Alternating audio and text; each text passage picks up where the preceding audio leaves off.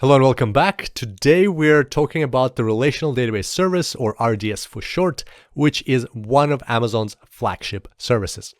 So we're going to start by looking at the typical architecture where our users want to access our application or website, and they're greeted by an elastic load balancer, which redirects them to our fleet of EC2 instances, which are hosting the application or website. Now, our application or website needs somewhere to store its data. And that is where RDS comes in. So RDS is your go-to solution for creating a database in the cloud. It's a fully managed relational database.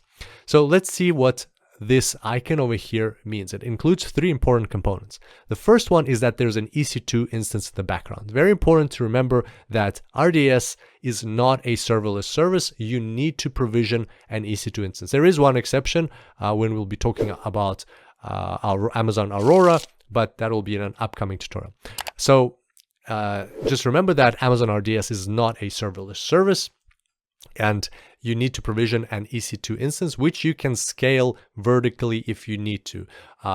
These databases don't scale horizontally very well, these relational databases, but you can scale it vertically and increase the size of the instance.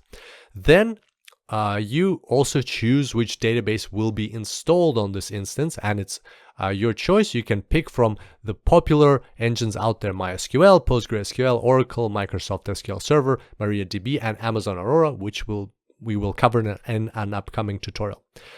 And the third and final component is that AWS manages this database completely for you. It handles routine database tasks such as provisioning, patching, backup, recovery, failure detection, and repair.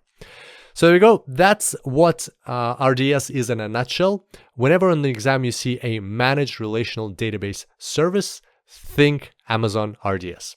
Here's a quick summary of what we discussed, and I look forward to seeing you next time. Until then, enjoy the cloud.